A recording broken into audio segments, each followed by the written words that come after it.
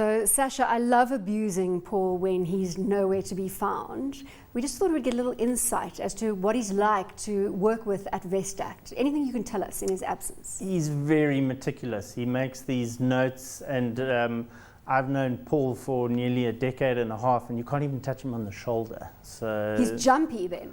No, he's not jumpy. He's just, I don't know, maybe when you're inside of his personal space, he's in a bubble. Maybe he's the Jacques Callis equivalent of the market, you know. Can't quite read him, but he's good. All right, well, let's hope his bubble doesn't burst.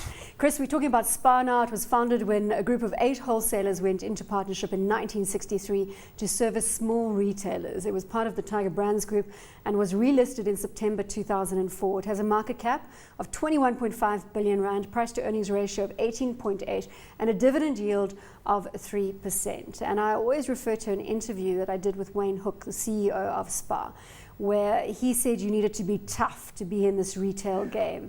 And he epitomizes that tough, doesn't he, Sasha? He does.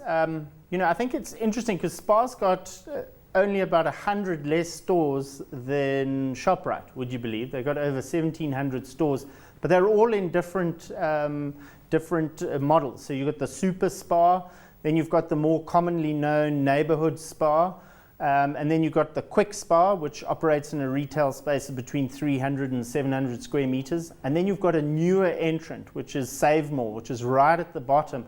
And that services really small towns. So typically, if you're in Lusikisiki, in the old Transkei, or in Nelspruit or Palabora, you will find one of these local Spars. And why they're a great business is because the people inside the store sitting in the back office, they're the franchise owners. So it's a kind of a McDonald's type model, but except they're selling food.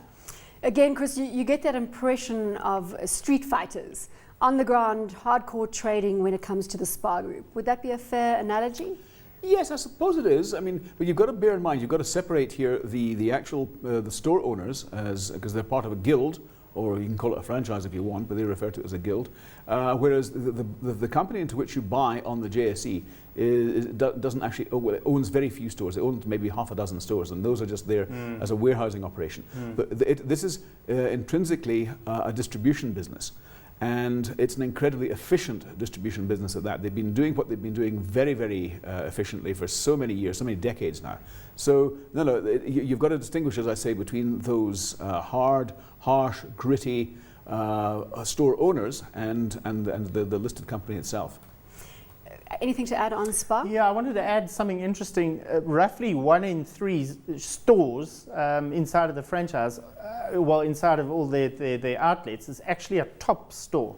So those you find almost... The liquor play. The liquor place, yeah, exactly. So I'm not too sure where that's going in South African context, and, you know, with the advertising bill having landed on Cabinet's table, whether how long they're going to, you know, whether or not you'll see, because, you know, be that as it may, you know, in the South African context, social grants are, you know, a great initiative by the incumbent government. But I think more importantly, it's how do you view liquor sales going ahead? Because you don't want to be stuck in a place where you say, okay, well, grocery sales, I like those, but what about 1 in 3 stores being a liquor store?